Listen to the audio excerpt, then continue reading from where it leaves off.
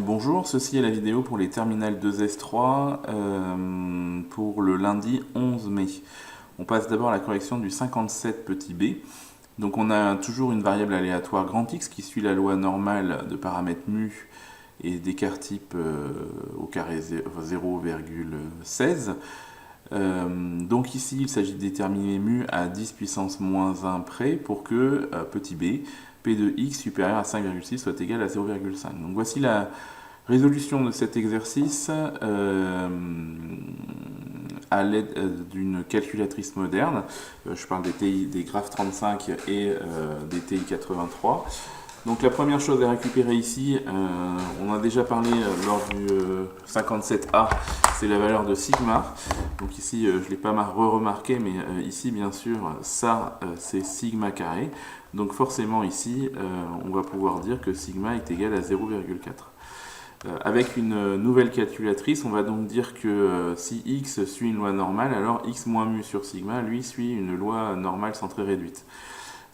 Donc ici on fait le changement de variable x moins mu sur 0,4 qui correspond à x moins mu sur sigma, et du coup à droite ici on obtient 5,5 moins mu sur 0,4 toujours égal à 0,05. Donc au niveau d'un dessin, ça correspond ici à cette variable aléatoire grand Z qui serait sur une loi normale centrée réduite, et ici on aurait donc à cet endroit là la valeur 5,6 moins mu sur 0,4 qui correspondrait à l'endroit où on peut savoir l'aire à droite de ce nombre égale à 0,05. Donc on écrirait la probabilité que z soit supérieure à 5,6 moins mu sur 0,4 serait égale à 0,05. Du coup, comme x suit une loi normale, z lui suit une loi normale centrée réduite, donc du coup on peut faire que 5,6 moins mu sur 0,4 est égal à inverse normale, et on met les paramètres. Donc en premier, pour une Texas, on va mettre 0 la probabilité, l'air 0,05, les paramètres de la loi normale centrée réduite 0 et 1, et ici on va indiquer qu'on fait une loi inverse normale sur la droite de 0,05, enfin de l'air, et donc du coup on peut trouver mu égale à moins 0,4 fois inverse normale, 0,05 fois 0 fois 1 droit plus 5,6, et ce qui donne mu égale à 4,9. Je prends une calculatrice pour vous montrer le calcul. Donc du coup on tapera à la calculatrice moins 0,4 secondes, fois, voilà, je me suis trompé, donc fois seconde distrib, on va aller chercher l'inverse de la loi normale ou frac normale, c'est-à-dire le numéro 3. Là, on va rentrer les paramètres 0,05, 0, 1, et puis ici, on va rentrer le paramètre droit. On fait coller. On rajoute enfin plus 5,6, puisque c'est la fin de la formule qu'on a trouvée, et on trouve 4,94.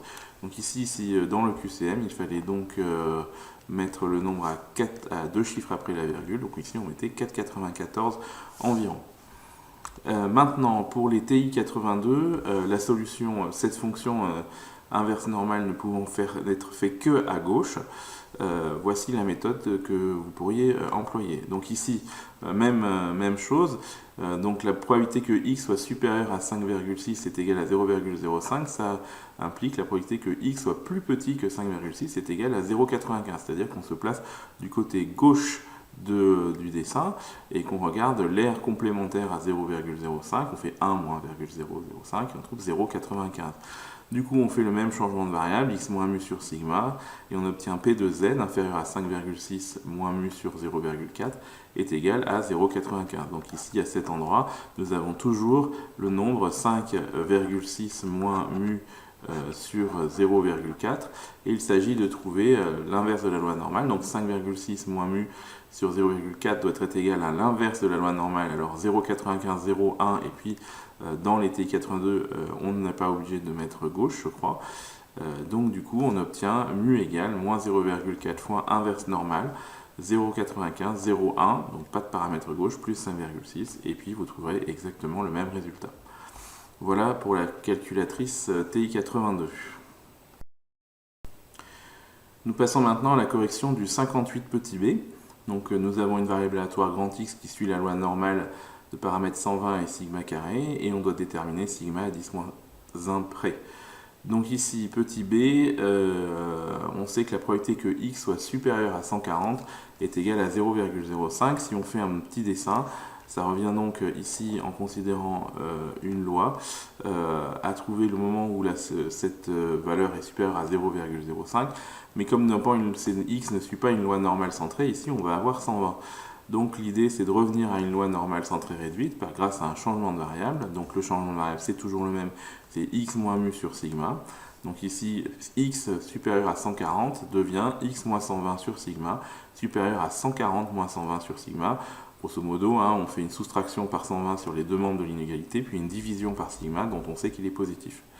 Du coup, on obtient, si on appelle z la variable aléatoire ici, on obtient P de z supérieur à 20 sur sigma en effectuant 140 moins 120, qui doit être égal à 0,05. Donc ici, comme x suit une loi normale, et bien z lui suit une loi normale centrée réduite. Donc ici, on va avoir 0 et 20 sur sigma va être le nombre tel qu'on a une probabilité de 0,05. Clairement, ça signifie qu'ici, on a quoi? On a 20 sur sigma et le 0,05 correspond à l'air qui est ici, là, que je suis en train d'essayer d'assurer péniblement. Donc on cherche à ce 20 sur sigma. Donc on fait 20 sur sigma va être égal à inverse de la loi normale. 0,05 c'est l'air, l'air verte, les paramètres de la loi normale centrée réduite 0 et 1. Et comme on cherche à droite, puisque z doit être supérieur à 20 sur sigma, donc ici on cherche droite. Donc du coup on peut isoler sigma. Sigma est donc égal à 20 sur inverse normale de 0,05, 0,1 et droite. Et on trouve une valeur approchée à 12,2 à 10 moins 1 près, c'est ce que demandait l'exercice, mais moi je vous avais demandé à 10 moins 2 pour vous forcer à ne pas regarder dans le corrigé.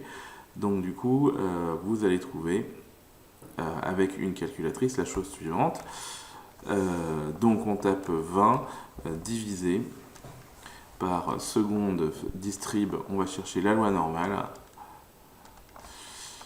On tape les paramètres, donc 0,05, enfin c'est les mêmes que ceux qu'on vient de rentrer dans l'exercice précédent.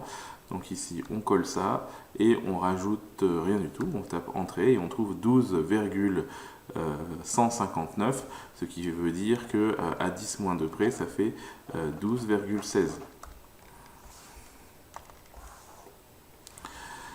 Maintenant, encore une fois, cette solution n'est valable que si vous avez l'option centrée droite gauche, ce qui n'est pas le cas pour toutes les calculatrices. Voici la solution. Ah bah non, je ne l'ai pas faite. Donc la solution, on peut la trouver évidemment en partant de la gauche et en mettant bien sûr que l'aire blanche, ou plutôt que je vais la colorier, l'aire violette qui est ici est donc égale à 0,95.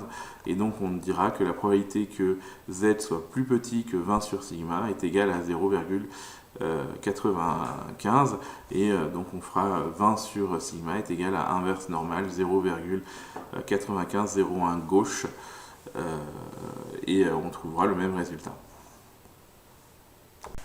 Pour l'exercice 80, on sait que x, le nombre de globules rouges par millimètre cube de sang est en moyenne de 4,5 fois 10 puissance 6 et que pour 95% des humains, ce nombre est compris entre 4 fois 10 puissance 6 et 5 fois 10 puissance 6. Donc ici, on sait que x suit donc une loi normale.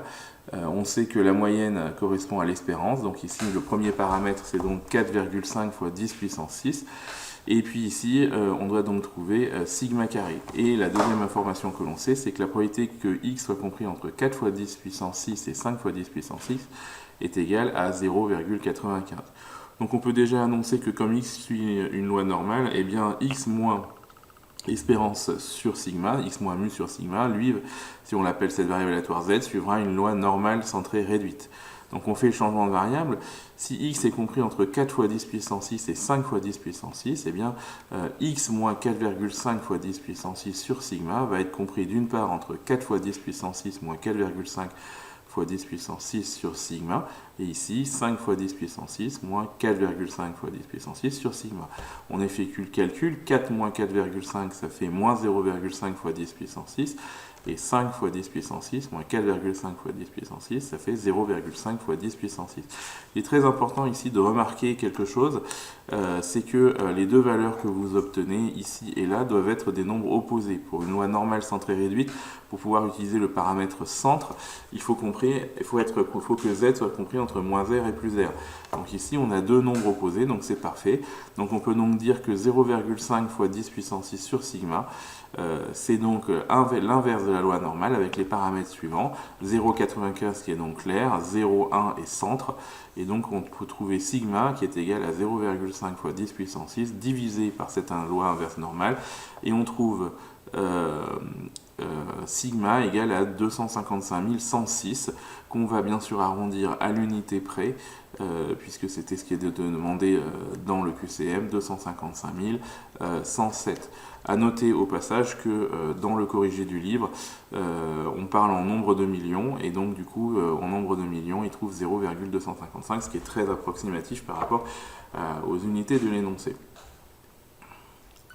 Enfin, pour les propriétés, pour la calculatrice, on va donc taper la chose suivante. Donc on tapera 0,5 fois 10 puissance 6, le tout divisé par seconde distrib. On va chercher la loi normale, l'inverse de la loi normale, et on tape l'air égal à 0,95, paramètre mu et 0 et paramètre de recherche centre.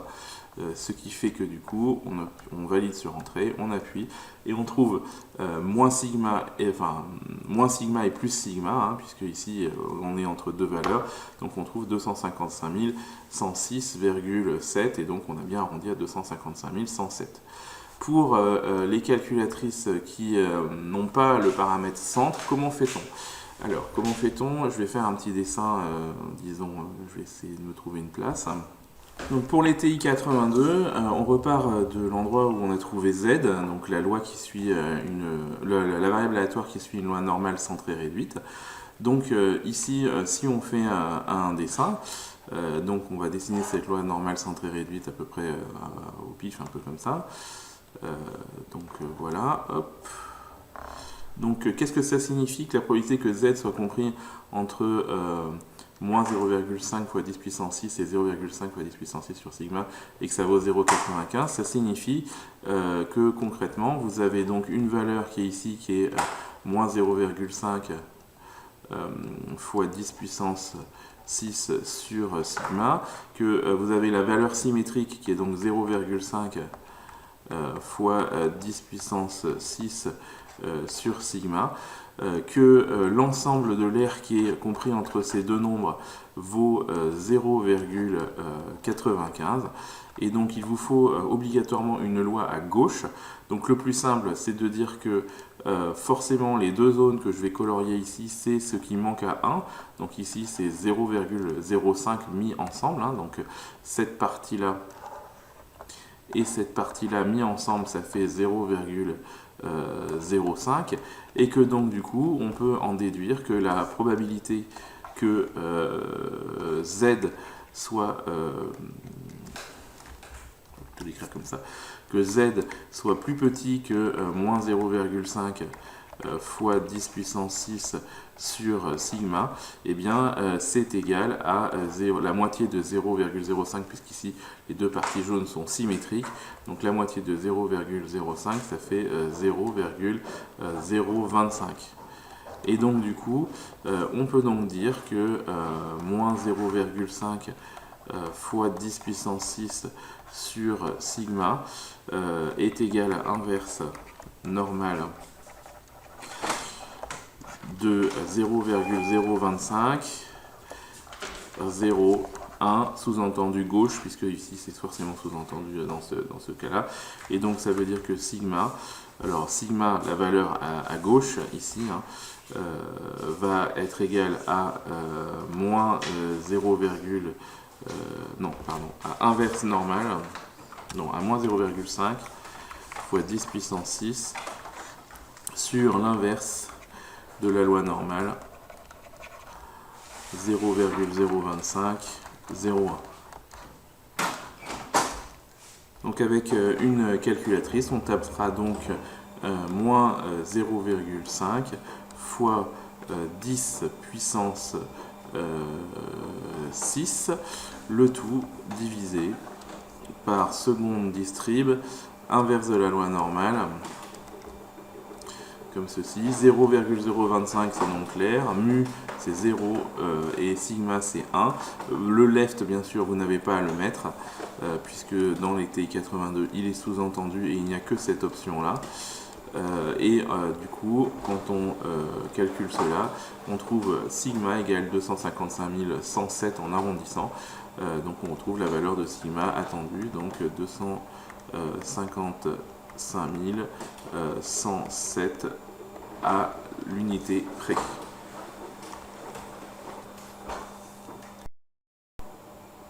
Nous passons maintenant à la correction du numéro 81, page 432. La durée de sommeil quotidienne S d'un adulte est en moyenne de 7,5 heures. On évalue à 10% la proportion d'adultes qui dorment plus de 9 heures ou moins de 6 heures par jour. On suppose que S fait une loi normale et on vous demande quel est l'écart type. Donc ici, la correction est la suivante. On essaye de comprendre ce dont il s'agit. La moyenne de durée de sommeil est de 7,5 heures. Ça veut dire que l'espérance de S est de 7,5. Enfin, la probabilité que on dorme plus de 9 heures ou qu'on dorme moins de 6 heures par jour est égale à 10%. On écrit que P de X supérieur ou égal à 9 ou X inférieur ou égal à 6 est égal à 0,1. Et enfin, S suit donc une loi normale de paramètres 7,5 et sigma carré qu'on ne connaît pas et qu'on nous demande. Donc la première chose à faire, c'est d'essayer de se débarrasser de cette proba pas très pratique, qui est la probabilité OU. Donc P de X supérieur ou égal à 9 ou X inférieur ou égal à 6, eh bien on va le remplacer par l'événement contraire, c'est-à-dire 1 moins P de X compris entre 6 et 9. Comprenez bien que si vous dormez moins de 6 heures ou plus de 9 heures, eh bien l'événement contraire, c'est dormir entre 6 et 9 heures. Donc ici, on va pouvoir dire que la probabilité que X soit compris entre 6 et 9, c'est donc 0,9 et de 0,9, c'est-à-dire 90%. On fait un changement de variable, c'est-à-dire ici, on sait que S suit une loi normale, donc X, alors j'ai mis X, mais c'est pas très bienvenu, c'est plutôt S ici. On sait que S suit une loi normale, donc S moins mu sur sigma va suivre une loi normale. Donc on fait comme changement variable S moins 7,5, 6 moins 7,5, 9 moins 7,5, le tout divisé par sigma. Du coup, on va mettre à la place de S moins 7,5 sur sigma, on va mettre Z, et on va simplifier ici, on va tenir moins 1,5 sur sigma et 1,5 sur sigma. On remarque, ce qui est indispensable pour votre calculatrice, qu'on obtient ici, je ne voulais pas effacer, qu'on obtient ici une valeur symétrique, donc moins 1,5 6 sur sigma et 1,5 sur sigma. Et donc du coup, on va pouvoir dire que 1,5 sur sigma, c'est l'inverse de la loi normale de paramètres 0,9, 0,1 centré. Donc 1,5 sur inverse normale, 0,901 centré, ça donne une valeur de 0,911, 93 et 524 qu'on arrondit au troisième chiffre après la virgule, qui est donc de 0,912. Du coup, on peut passer à la question numéro 2. Quelle est la proportion d'adultes qui dorment entre 7 et 8 heures par jour? Donc on nous demande la probabilité que S soit compris entre 7 et 8. Bon, maintenant qu'on connaît sigma et qu'on connaît l'espérance de mu et sigma, du coup on va calculer tout bêtement normal FREP, paramètre 7-8 pour dire que c'est entre 7 et 8 heures, suivi de mu 7,5 et de sigma qui vaut 0,912, et donc on va trouver une probabilité de 0,417. Voilà, rien de plus à dire, si ce n'est qu'il ne faut pas oublier que pour les Casio, mu et sigma sont inversés, on met d'abord sigma et après mu. Voilà pour l'exercice numéro 81, et c'était la fin de la correction des exercices. Nous passons au cours d'aujourd'hui.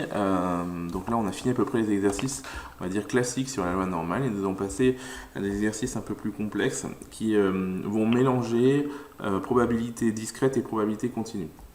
Donc ici, on va s'attaquer à un grand must de la classe de terminale, c'est le théorème de Moivre-Laplace. Donc le théorème de Moivre-Laplace, il permet de faire le pont entre une loi binomiale et une loi normale. On va essayer de comprendre ça. Donc ici, on se rappelle de plusieurs événements, de plusieurs choses sur la loi binomiale. Donc d'abord, ici, une loi binomiale se note BNP. Je rappelle ce dont il s'agit, une loi binomiale. Une loi binomiale, c'est donc lorsqu'on est face à une épreuve à deux issues, une qu'on appelle succès et une autre qu'on appelle échec. Généralement, la probabilité du succès est appelée petit p. Et cette expérience de Bernoulli est répétée un certain nombre de fois à l'identique. Ce nombre de répétitions est généralement appelé petit n. Et du coup, on peut trouver si grand X est une variable aléatoire qui donne le nombre de succès de cette expérience, eh bien on sait que P de x égale K suit une loi de type binomial, donc binomial NP, et on a démontré que plusieurs choses.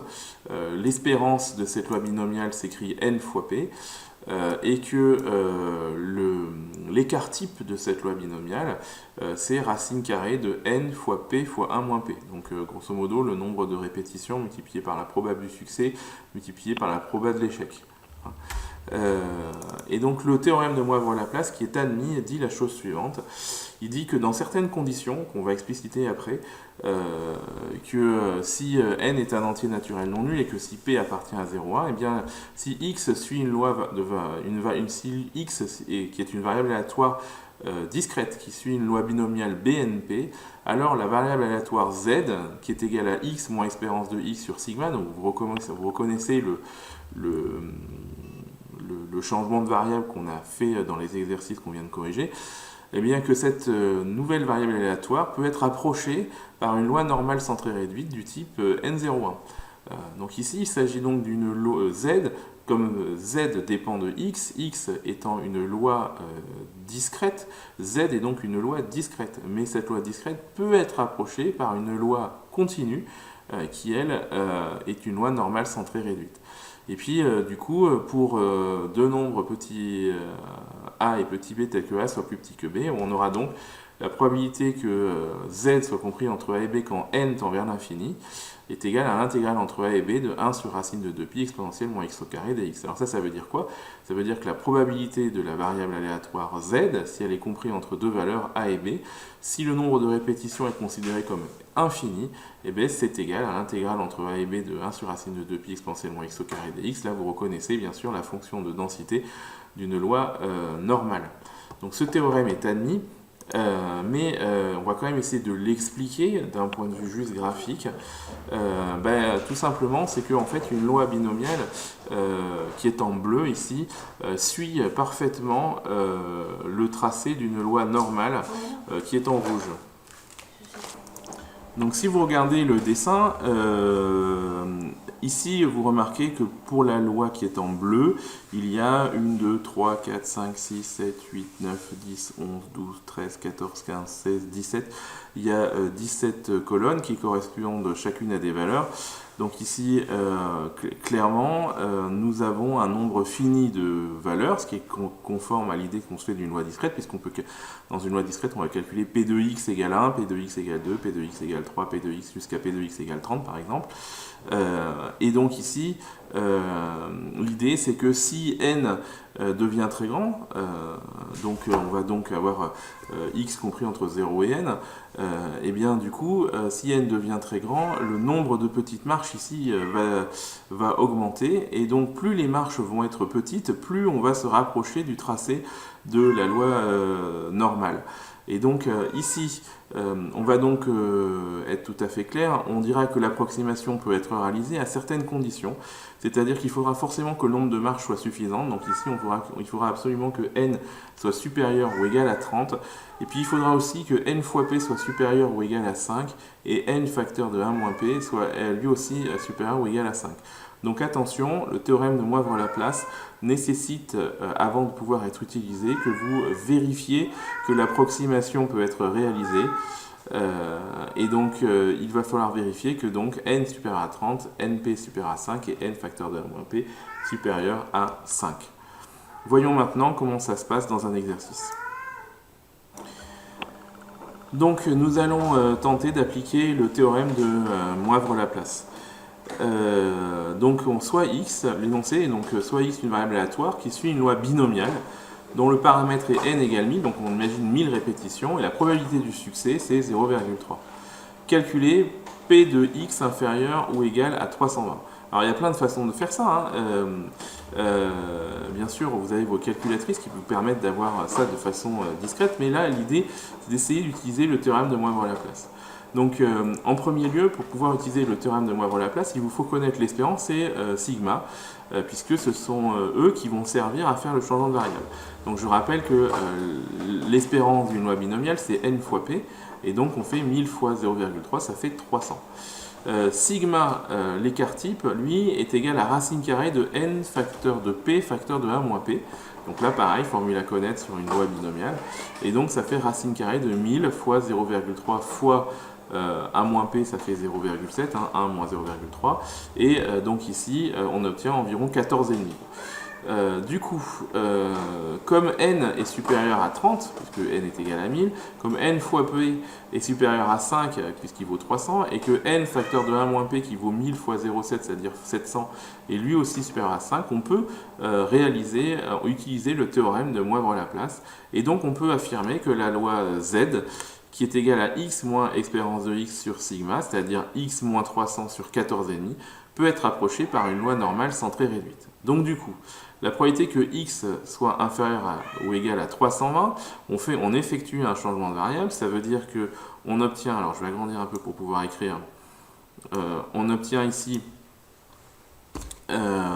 probabilité que, alors je reprends, x inférieur à 320, on fait le changement de Moivre-Laplace, donc x moins 300 sur sigma, moins mu sur sigma, c'est donc 320 moins 300 sur 14,5. Ceci, on le remplace par z, qui est ici, et 320 moins 300 sur 14,5, eh bien, on le calcule, 320 moins 300, ça fait 20 sur 14,5, je vais laisser ça comme ça, et du coup, on va pouvoir dire que z, lui, suit une loi normale centrée réduite, et donc on va pouvoir dire que ceci, c'est tout simplement normal frep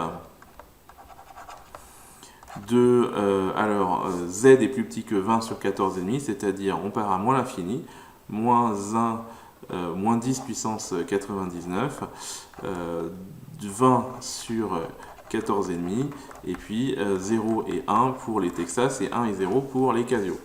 Donc voilà, et du coup, on fait intervenir une calculatrice. Non, c'était pas ça que je voulais faire, calculatrice, là. Et donc on trouve, donc on va essayer de se la mettre comme ça, moi j'y arriverai pas.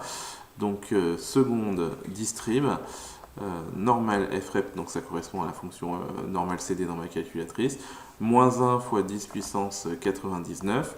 La borne gauche c'est 20 sur 14,5, donc 20 sur 14,5. Mu 0 paste et on calcule, ça fait donc 0,9161, donc environ égal 0,9161 sans arrondir. Donc voilà pour ce calcul. Donc je reprends les étapes essentielles. Première étape, calculer l'espérance, calculer sigma. Deuxième étape, vérifier que les conditions initiales permettent l'utilisation du théorème de Moivre-Laplace. Je rappelle les trois conditions. N supérieur à 30, n fois p supérieur à 5, n facteur de 1 moins p supérieur à 5. On utilise le théorème de Moivre-Laplace, on fait un changement de variable et on dit que la nouvelle variable est approchée par une loi normale centrée réduite et on calcule. Nous passons maintenant à l'exercice numéro 13, page 416, comme première application de cette méthode. Donc il s'agit d'un jeu de 32 cartes qui est bien mélangé, donc on suppose qu'il y a du hasard là-dedans, et on tire au hasard une carte 70 fois avec remise. on note x, la variable aléatoire indiquant le nombre d'apparitions d'un cœur, et en utilisant l'approximation normale de la loi binomiale, calculée à 10-2 près, alors pour le QCM, ça sera 10-3, P de x inférieur à 16, P de x compris entre 16 et 20, et P de x supérieur à 20. Donc ici, encore une fois, observez, première chose, mettez bien en place la loi binomiale. Donc ici, il s'agit de dire qu'on a une expérience qui a deux issues, une issue qui a un succès. Donc ici, le succès, c'est l'apparition d'un cœur. Donc sur un jeu de cartes, je rappelle qu'il y a 8 cœurs sur 32, et donc une chance sur 4 d'avoir un cœur. Donc la probabilité du succès, c'est 1 sur 4. On retire une carte 70 fois, donc ici n égale 70. Donc du coup, vous avez tout ce qu'il vous faut pour calculer l'espérance de cette loi binomiale, pour calculer l'écart type de cette loi binomiale. Alors attention sur l'écart type, prenez bien beaucoup de valeurs, utilisez les mémoires de votre calculatrice pour bien stocker toutes les valeurs de sigma, le plus possible en tout cas. Et puis du coup, en vérifiant que n est bien plus grand que 30, que n fois p est supérieur à 5, que n fois 1 moins p est bien supérieur à 5, vous allez calculer P de x inférieur à 16 en faisant un changement de variable x moins mu sur sigma, enfin x moins espérance sur sigma, et en disant que cette nouvelle variable aléatoire, x moins espérance sur sigma, qu'on va appeler z, elle suit une loi normale centrée réduite. Et donc vous allez utiliser la loi normale centrée réduite pour calculer P de x inférieur à 16. Donc voilà, vous me faites le A, le B, le C de ce numéro 13. Dans la foulée, vous me ferez aussi le numéro 14. Vous avez donc un générateur de nombres au hasard qui génère une succession de 100 chiffres de 0 à 9, les 10 chiffres étant équiprobables. On appelle x la variable aléatoire indiquant le nombre d'apparitions du 9, donc une chance sur 10. En utilisant l'approximation normale de la loi binomiale, vous calculerez la probabilité que x soit compris entre 8 et 11 à 10-3 près. Donc je vous laisse faire ça, même idée. D'abord bien installer la loi binomiale, calculer l'espérance, calculer sigma, vérifier que tout peut être utilisé dans le théorème de Moivre-Laplace, vérifier les critères d'utilisation, et une fois que c'est fait, faire le changement de variable et approximer z par une loi normale centrée réduite. Voilà pour l'exercice numéro 14. Vous me ferez aussi le numéro 63 de la page 428, qui est toujours du même style. En France aujourd'hui, les démographes estiment à 0,512 la probabilité qu'un bébé à naître soit un garçon.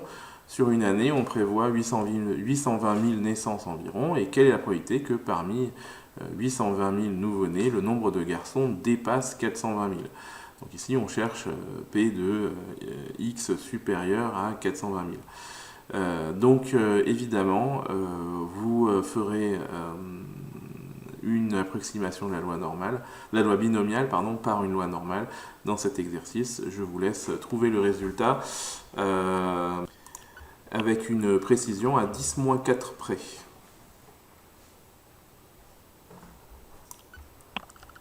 Dernier exercice, le numéro 60 de la page 427.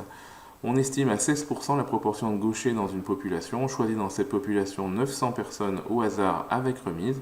Quelle est à 10-2 près, mais pour le QCM, ça sera à 10-3, la probabilité qu'il y ait dans cet échantillon au plus 140 gauchers et petit b au moins 150 gauchers.